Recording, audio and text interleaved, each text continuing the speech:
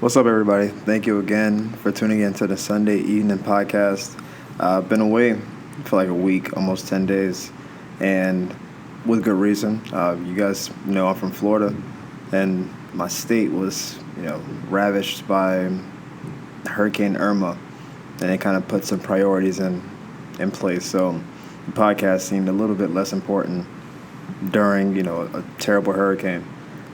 Most of my family, well, all my family is actually okay. There's some property damage, like light property damage. Trees are an issue, power is an issue, but everyone's safe, no one died, and I guess my anxiety level was able to drop a little bit because the whole lead up to it, I was, super anxious, just like everyone else. The news really did a good job of just ramping it up, like, this is the mother of all storms, and it was a huge storm, and it made it seem like, if you're anywhere near the state, it's over. It's like Armageddon. So I didn't really feel podcasty. That's not even a word. But I didn't feel like I was really in the mood for a podcast because, I'm trying to make jokes and give little tidbits of therapy and advice. And meanwhile, I don't know if my folks and, my siblings and friends and stuff are going to be okay in the next, 72 hours. So I had to take a little break away. I reached out to a lot of people, like, personally. I did one, like, Facebook blast, like, hey, hope everybody's okay. But then I actually reached out to a lot of individual people who, I grew up with, people I was friends with, family, just to check in and make sure they're fine. I know they're out of power and stuff, but, hey, are you alive? Are you good? And then we can rebuild and we can replace. You can't revive. So everyone was fine. Everyone was good. And so now I can kind of like move forward with this. Ideally, there won't be any more like lapses like that going forward with the podcast. I like to keep it consistent on Sundays and Wednesdays, but who knows? Something crazy might happen and may take me away from you guys. So hopefully it's not the case.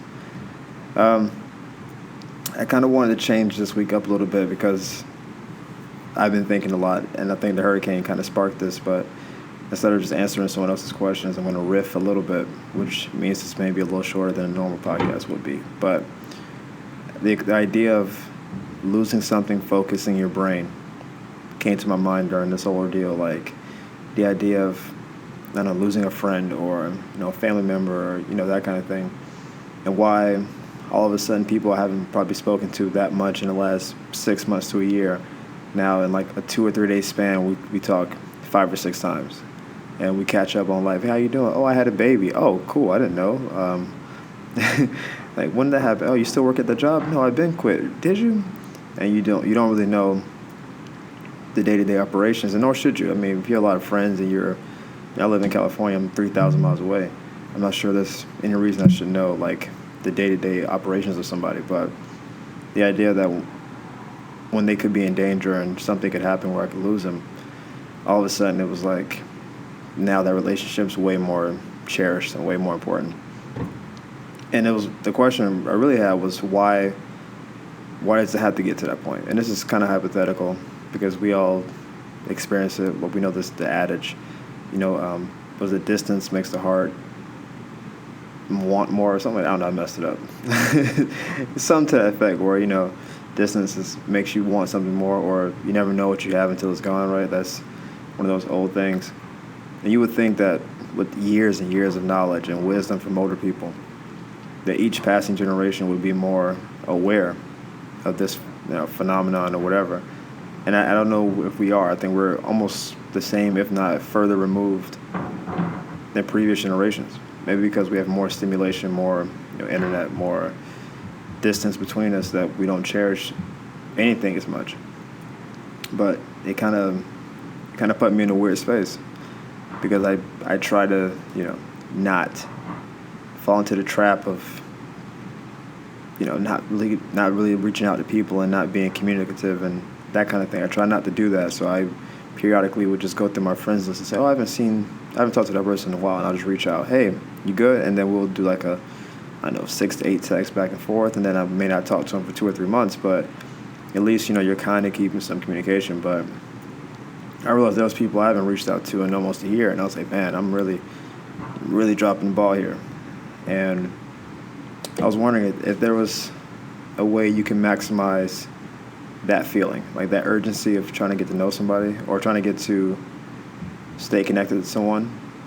If you can like maximize that, where you didn't have to have a hurricane or a tornado or an earthquake to like really spark your interest and trying to rekindle stuff. If there's a way you can bottle that, how would that really manifest itself? Because I think on its face it sounds kind of cool. Oh man, I cherish every relationship and every moment, and I live super present, and I'm not looking too far and too behind, and I'm like really in this moment. It sounds kind of cool. But I also think that the amount of mental taxation and like the amount of the draining of that will be like tremendous. I'm not sure if anyone can live like that sustainably without having nothing left for themselves. Like you can give everything you have to your relationships, and then I think your body and your brain would just be completely overloaded and completely just like out of whack. It's like I work with people for a living. I'm a trainer, and when I have more than 5 clients in a day, I'm done. I'm exhausted. I'm wiped out, and that's only 5 hours of communication. Just hearing their stories, their kids, their life. They, give me a little therapy part, and after that, like I feel like I'm drunk, and I've never been drunk, so I don't know what that feeling's with. I don't know what that's like really, but it's a really draining experience. And could I imagine doing that every day with people who actually know me like on a really deep level? And I don't know how that would manifest. I mean, it may be one of those short, sweet situations like Bo Jackson's football career or something, where it's like, yeah, it didn't last that long, but man, it was really dope when it lasted. Or will that be more fulfilling in life than to live a long time and like lose people and pick people up and have like that natural attrition that happens, or dying at like 45, 50, but like really being present and really being dialed into your friends and family? Would that be a better fate, a better life? I don't know. It's just, it's something that kind of hit me. Maybe you guys can, answer some questions, or write in, tell me what you think about that, because I think it's an interesting concept, but it's, I think it's better theoretically than it would be practically. I also want to talk about the idea of asking for help, and this also piggybacks off of the hurricane thing. This is one of my biggest flaws, if not the biggest flaw, is that I have a really hard time like asking for help. I have a hard time receiving help. If you offer help, I'm taking it. Just like free food, I don't even care what it is. Like, what's this? Yeah, I'll eat it. Like I don't have any trouble accepting help for the most part. But the idea of asking for it is really rough for me. And I think it's probably twofold. There's probably a pride discrepancy there, where it's like my pride is too great, and it feels like I'm humbling myself to ask for help, and that's obviously an issue.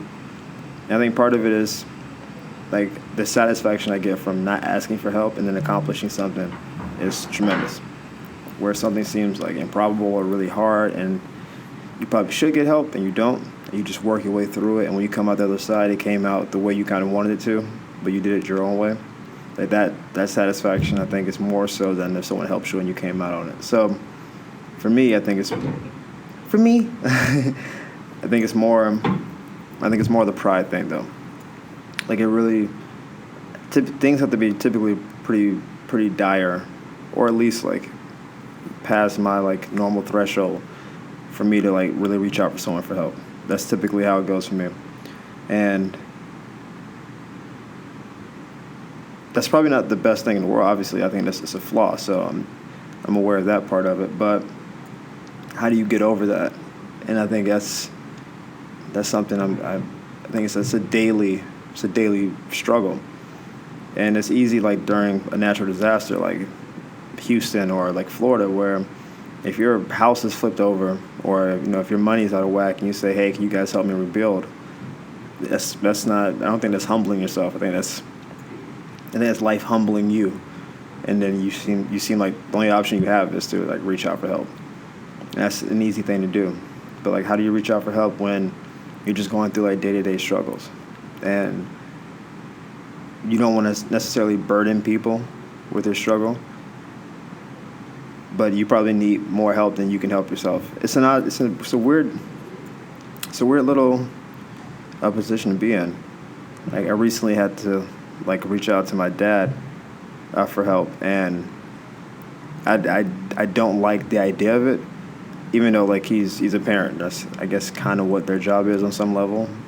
To me, a parent's job is to prepare you for the world the best way possible, and then if something goes crazy or if you fall short of that, they're there to kind of help you, right? That's kind of what their job is. And because of my own pride or ego or what have you, I believe myself to be prepared for anything. So even if things kind of went sideways, I can just kind of work my way through it. And so to have to reach out for help, and my dad told me, hey, that's my job. That's what I'm here for. It's fine, this and that. And those are the right things to say, and he may even mean it sincerely. But even as we were having that conversation, like at my core, at my gut, it still was like I felt somewhat like a failure. And that's not a good feeling, obviously. Like no one wants to feel like a failure. And it's also a feeling that's maybe unjustified. Like no one's an island, not for real. Like no one's really alone, not for real. And so the idea that you need people to help you seems like logical. It makes sense. You need people on your team. But for some reason, the idea of I can't do this alone, I need your help, is like it's almost demoralizing on a certain level. And it's all about perception. I get that part of it, because at no point did he make me feel like I was a failure. He didn't, son, thought you were better than this, or I raised you better than, like, it never got to that point. It was, what do you need? Do you want me to come out there? It was like that kind of thing. Like, I'm super supportive. You're following your dreams. Like, I respect it. Whatever I need to do to help you, then I can do that. He's very supportive. He was in my bunker with me. But the whole time I was thankful, right? Like I prayed afterwards, I was thankful for it. But immediately I was like, I feel like we shouldn't even be at this point. I feel like I should be the one giving back to you. Like, hey, Dad, let me fly you somewhere. Let me ease your burden a little bit. That's the thing. To me, I think that's what a kid's job is. To be raised by the parents or whoever the proxy parents are to the best of their ability. And then you go out and be something. And then you give back to them. And that could be just pure money. Hey, I know your bills are tight. Here's your money. Or it could be like vacation, or it can be just, I don't know, stress relieving. Hey, I saw this and I thought about you kind of thing. That's what I think a child's job is. And in that moment, he was doing his job as a parent, but I feel like I was falling short of my job as a child. And it's weird because the two can be mutually exclusive, right? Like I can still be doing my job as a kid because I'm still growing and I'm still learning who I am, and this is a whole process and trying to figure it all out. But I don't know, that was something I was struck with, and it was not a feeling that I felt good about. And then immediately I judged myself for allowing myself to feel bad about something that's normal. Everyone falls, and then there's always, not always, but there's usually someone there that can help pick you up. And not every time, depends on how hard you fall. If you fall minorly, then you can pick yourself back up probably. But if you fall for real, you should have people in your corner that can help you out, that can pick you up. And relying on those people doesn't make you weak. It doesn't make you a lesser person. It makes you a person. It makes you a person who has people who love them and who's in their life. And so I'm working through kind of reframing what that dynamic is in my own mind. And I know some of you out there probably have the same thing where like someone can try to help you and you immediately resist it, despite the fact that you might actually need it, because the idea of someone helping you means that you couldn't do for yourself. It means that you're lesser than what you deem yourself to be. And that's humbling. And we all should be humbled at some point, because you don't grow in hubris, right? You don't grow in that, oh, I got it all together. Like, no one grows from that point. You grow when you typically hit some kind of bottom, when you hit some kind of like speed bump, and then you have to like recalibrate. Say, okay, cool, I was doing this, that didn't work. Where do I go now to make things work better? So that was, I know it's a thought that I've been trying to work through for years now, since I've been aware that it's a thing. And it's definitely better than it used to be, because I realized you have to take it step by step. Like every decision is like an opportunity to like do better or do worse, right? So when I counsel people and I try to tell them, they ask me how do I change? How do I change a certain thing I'm doing? It usually is each decision is his own decision, right? So let's say you're a really selfish person, and you're like, well, I want to stop being selfish, but that's really who you've been your whole life. You're not going to just flip a switch and just be selfless, because it's going to be kind of fraudulent. But what you can do is take each moment by moment. And a time when you wouldn't normally be selfish, you take a step back and say, you know what? Let me be selfless this one time. And then you may do something selfish later, but at least that one time you went back. And then the next opportunity you say, okay, how do I weigh it out? And then you be selfless again. And then you try to like build up from there. Like it's always a step-by-step approach. It's like being an alcoholic. They always say it's one day at a time. Because the idea of, I know alcohol is bad for me, it's bad for my family, never again. But you're still craving it. You still have temptings. You don't just flip the switch and now alcohol is like the devil to you. It's always a temptation. And there will be birthday parties, weddings, home after being at the office, and maybe you lost an account, maybe you got fired or something. And alcohol is just there, and it's kind of what you're falling back on this whole time. And you just say, no, I'm not going to fall back in that trap. I think that's kind of what's helped me in this own little self-improvement. But because I guess my sickness was so bad, even moments where I do well, there's still moments like this that are like mini setbacks. And so it's really just about trying to keep going, try to keep pushing through it, because there'll be a chance that comes up, probably sooner than later, where a chance for someone to help me will arise. And I'll have to not think of it as me being a failure, to accept their help and just accept it. And then there's an opportunity to pay it back. Not that that's necessarily necessary, but people tend to want to even the scale. So if you do something for me, if I have a chance later on, I'll try to do for you. That's kind of how people like to make it. So there's a chance to do that later on, then you kind of do that. And it's an odd thing. And I keep reiterating it because my brain is processing it as I'm talking to you guys now. I wish I could just be like, hey man, I'm struggling. Can you help me? Like, I wish it was that simple. And it's not that it won't ever get to that simplicity, but it's not there now.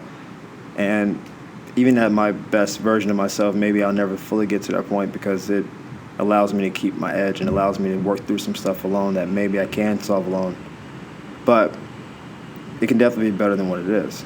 And I think this is anyone who thinks they're, a thinking person, or someone who thinks they have good problem-solving skills, for the most part will try to solve any problem as far as they can before they hit some level of like rock bottom, and that's when they reach out and say, I couldn't solve the problem by myself. So if this has happened to you, feel free to write in and tell me your story, because I know I'm not the only one who deals with this. I know that because I've talked to people and they tell me, yeah, man, it's hard. Like even like in a relationship, you can have a significant other that's like, hey, let me help you with some of the burden that you're going through. And then you end up pushing your significant other away because you kind of want to deal with it alone. This is a common guy response, right? And this is actually a dynamic that's happened in my own life, where like as a guy, we're the fixers, we're the providers, we do all that guy stuff, whatever. And instead of being like, baby, I'm really struggling, I need you to be my like co-pilot and help me ride the storm out, a lot of guys will they'll put a mask up and they'll tell their girl, hey, it's not a big deal, I'm handling it, don't worry about it, I'm gonna take care of it, just give me some time. And we kind of do that, and we end up pushing our girl away, or our significant other away, because they want to be a part of the struggle. They want to be there with you to help you get through it. But as a dude, to let someone see you in that vulnerable light and that position where you're not as strong as you want to be is devastating to the ego, especially.